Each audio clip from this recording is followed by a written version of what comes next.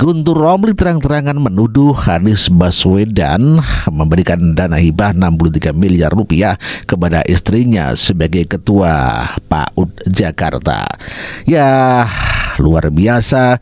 Apakah ini adalah merupakan awal daripada Anies Baswedan masuk ke penjara? Dan inilah Guntur Romli. Anies mengabaikan pembangunan manusia melalui pendidikan. Informasi pendidikan di Jakarta hanya heboh saat Anies memberikan dana hibah sebesar 63 miliar kepada istrinya sendiri yang menjabat sebagai Bunda PAUD. Belum lagi kasus dana hibah 40,2 miliar untuk Himpunan Pendidik dan Tenaga Kependidikan Anak Usia Dini Indonesia (HIMPAUDI) DKI Jakarta yang setelah ditelusuri alamatnya ternyata palsu. Kemudian terus ditelusuri alamat tersebut bukan kantor HIMPAUDI DKI, melainkan alamat suami dari ketua HIMPAUDI DKI Jakarta. Astagfirullah. Selain Guntur Romli, M. Sobari juga mengatakan bahwa Anies Baswedan memberikan kepada orang dalam, yakni istrinya sendiri, hibah 62 miliar rupiah kepada istrinya. Dan inilah M. Sobari. Yang memalukan saya kira Bung, memberi istrinya 60 apa tuh? M. Oh ya, istrinya. Oh, hibah buat PAUD itu ya? Ya PAUD itu memang PAUD dan Ibu Ut kan semua. Tapi kan bukan buat istrinya, buat organisasi. Iya, tapi kan istrinya yang itu yang kan konflik of interest itu ada di sana. Iya.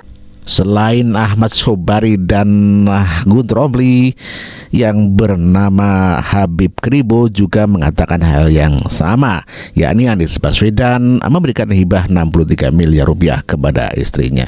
Dan inilah Habib Kribo. Sementara duit DKI ini diumbar-umbar dihibahkan. Istrinya dapat 63 miliar, katanya ketua PAUD.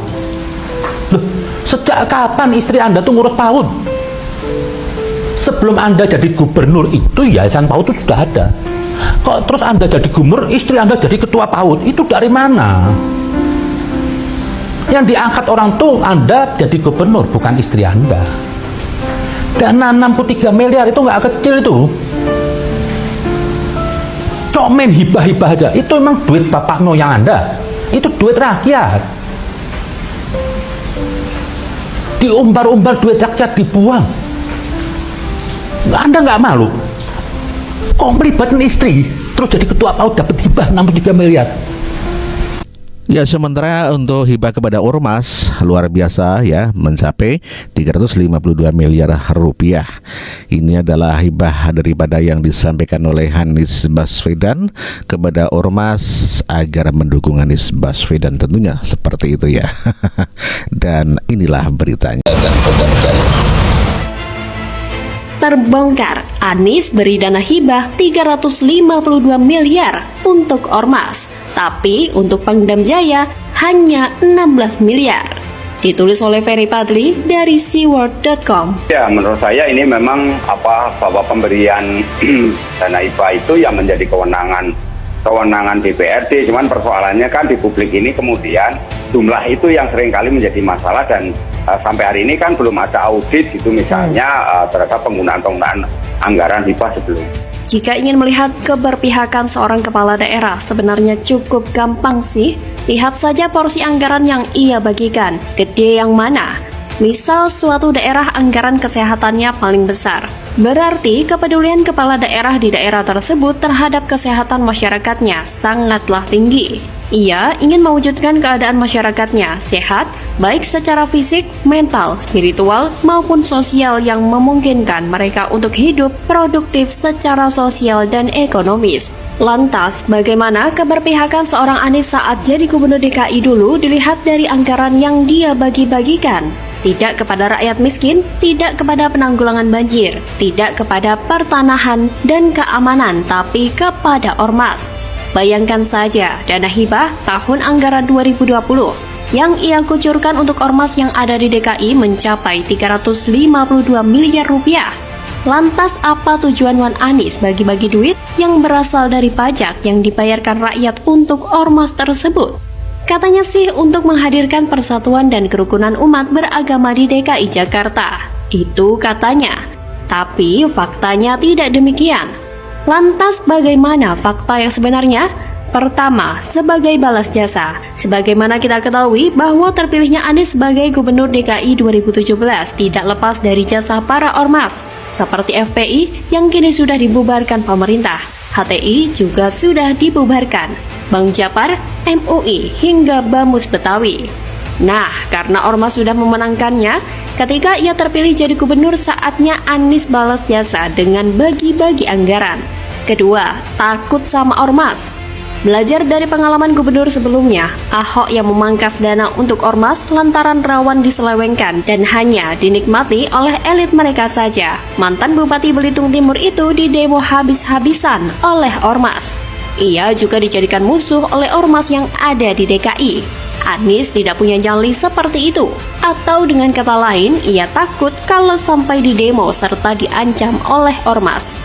Untuk itu, supaya ormas yang ada di DKI tidak merecoki dirinya, mereka mesti dibuat sekenyang-kenyangnya pakai dana APBD DKI. Dan ketiga, untuk mendapatkan dukungan politik. Sudah menjadi rahasia umum kalau cita-cita Anies itu sebenarnya bukan jadi gubernur DKI, tapi jadi presiden.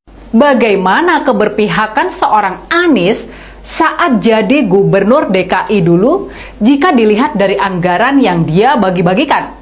Tidak kepada rakyat miskin, tidak kepada penanggulangan banjir, tidak kepada pertahanan dan keamanan, tapi kepada ormas. Bayangkan saja, dana hibah tahun anggaran 2020 yang ia kucurkan untuk ormas yang ada di DKI mencapai 352 miliar rupiah. Lantas, apa tujuan Wan Anies bagi-bagi duit yang berasal dari pajak yang dibayarkan rakyat untuk ormas tersebut? Katanya sih, untuk menghadirkan persatuan dan kerukunan umat beragama di DKI Jakarta. Itu katanya. Tapi faktanya tidak demikian. Lantas, bagaimana fakta yang sebenarnya? Akal-akalan nyomot APBD DKI untuk hibah ke istri. Di masa awal kepemimpinannya sebagai Gubernur DKI, Anies Baswedan membuat kebijakan kontroversial dengan mengalokasikan dana hibah bersumber APBD DKI kepada istrinya sendiri. Tak tanggung-tanggung totalnya mencapai 63 miliar rupiah dengan mengkondisikan istrinya terlebih dahulu untuk diangkat sebagai Bunda PAUD. Hibah ini harus diaudit digunakan untuk apa saja, kata ex-politisi Demokrat Ferdinand Hutahan. Pada saat itu dirinya juga telah mendesak para pihak terkait untuk menindaklanjuti pemberian hibah tersebut apakah ada indikasi pelanggarannya.